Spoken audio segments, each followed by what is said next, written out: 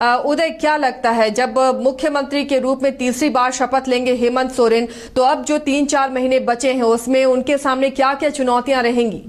देखिए, सबसे पहले चंपई सोरेन सरकार की तरफ से ये वादा किया गया था कि बहुत जल्द 40,000 नियुक्तियां होंगी और अभी देखिए पीजीटी परीक्षा में जिस तरह की गड़बड़ियां सामने आई कि एक ही सेंटर से लगभग 481 छात्र पास कर गए थे बोकारो के सेंटर से, और उसके बाद देखिए 48% बताया जा रहा है कि सिर्फ 5 सेंटर से इतने अभ्यर्थी पास कर गए और लगातार इसके विपक्ष की तरफ से सीबीआई जांच की मांग की जा रही है। तो वो सबसे बड़ी चुनौती होगी क्योंकि हेमंत सरकार इस मुद्दे पर घिरती नजर आ रही है। इससे पहले भी पेपर लीक के आरोप लग चुके हैं। तो हेमंत सरकार के सामने सबसे बड़ी चुनौती इस बात को लेकर होगी कि युवाओं को क्या कुछ दे पाते हैं। वक्त बहुत कम है और ऐसे में ये चुनौती बड़ी होगी कि रोजगार की दिशा में क्या करते हैं, क्योंकि 5 लाख रोजगार का वादा करके आए थे।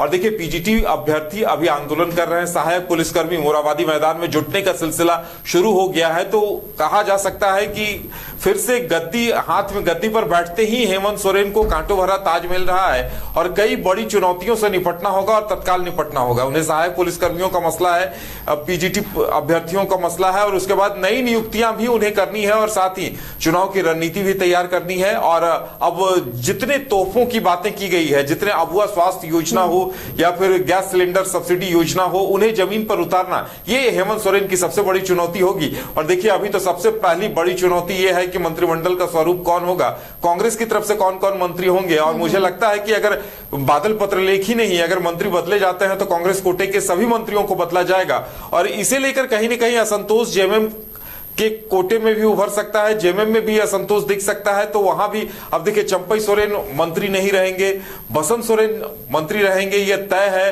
तो ऐसे में और जगह किन किन को दी जाएगी, बैजनाथ राम ऑलरेडी नाराज चल रहे थे, तो ये भी एक बड़ी चुनौती होगी कि जेएमएम में कौन कौन किन किन चेहरों को मौका दिया जाता है, कांग्रेस में किसे किसे मौका दिया जाता है। ये सबसे बड़ी चुनौती होगी उनके लिए अभी फिलहाल। तो क्या रंजन जी, आप भी ये मानते हैं कि ये कांटों भरा ताज फिलहाल हेमंत सोरेन जिसे सहर्ष स्वीकार कर रहे हैं उनके लिए साबित होगा?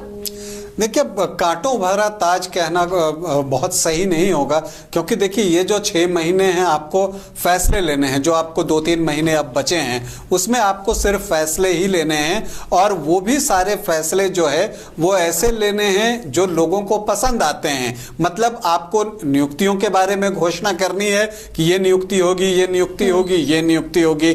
आप ये बताते हुए चलेंगे कि हम महिलाओं को इतना पैसा हर महीना देने जा रहे हैं, ये भी एक अच्छी खबर रहेगी।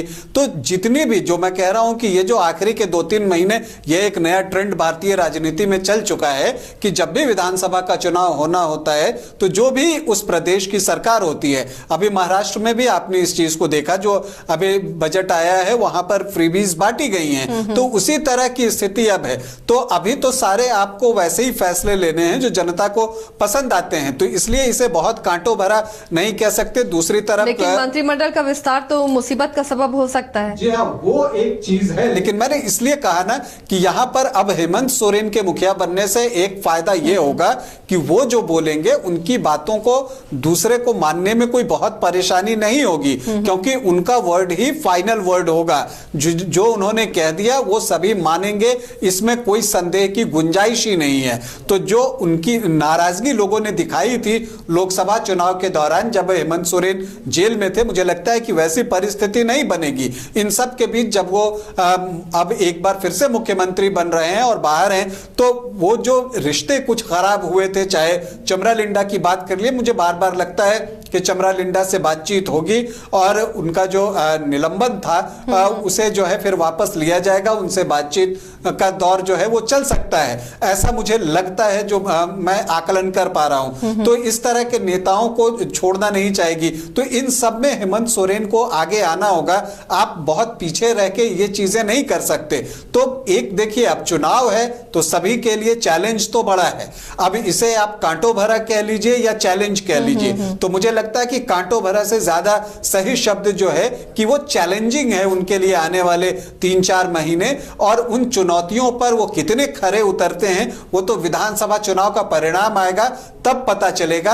लेकिन एक बात तो है कि अब बीजेपी भी बहुत अटैकिंग मोड में रहने वाली है, आप ये मानकर चलिए। और वो मैं इसलिए कह रहा हूं कि जिस तरह से हेमंता विश्व शर्मा यहां के चुनाव सह प्रभारी बने हैं और उनका जो एक चुनाव लड़ने का तरीका है, उन्हें कुशल रणनीति क्रांतिकार माना जाता है, तो वो हर उस मुद्दे को टच करेंगे, उठाएंगे, जो कि लोगों के दिल को छूते हैं। चलिए, एक मुद्दा ये भी था, सीता सोरेन से मुलाकात करने पहुंचे उन्होंने, तो फिर दुर्गा सोरेन की मौत की जांच की बात उन्होंने की, ये मुद्दा उठाया। उदय, अब इसे हेमंत सोरेन इस मुद्दे का किस रूप में सामना करेंगे? क्योंकि जब वो जेल में थे उस वक्त सीता सोरेन ने लोकसभा चुनाव के दौरान ये मुद्दा उठाया, बीजेपी में जब गई उसी दिन उन्होंने कहा कि उनके पति की मौत की जांच होनी चाहिए। अब सीता सोरेन भी जिस तरह परिवार पर लगातार हमले करती रही हैं और संगठन में अपनी उपेक्षा की बात करती रही हैं, अब हेमंत सोरेन बाहर हैं, तो उन तमाम आरोपों का जवाब अब आमने सामने होगा।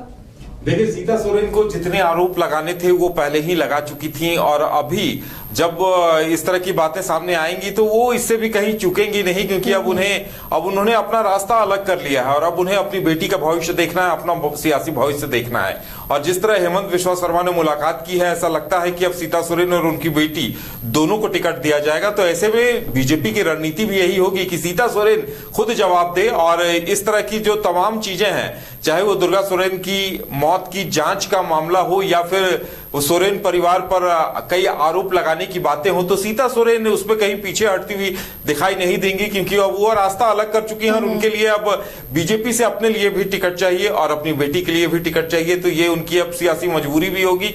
देखने वाली बात ये होगी कि वो इसमें कहां तक सफल रहती हैं और उनकी बातें कहां तक लोगों को प्रभावित करती हैं। देखिए, सीता सोरेन ने बेहतर प्रदर्शन किया है, अब चाहे इसे बीजेपी या तो मोदी इफेक्ट माना जाए या सीता सोरेन का इफेक्ट माना जाए, लेकिन दुमका लोकसभा में 22,000 वोटों से हारना कोई बहुत मायने नहीं रखता है और इसे एक सम्मानजनक हार के तौर पर भी देखा जा सकता है। तो उन्होंने अपनी पोजीशन मजबूत एक बार बना के दिखाई है।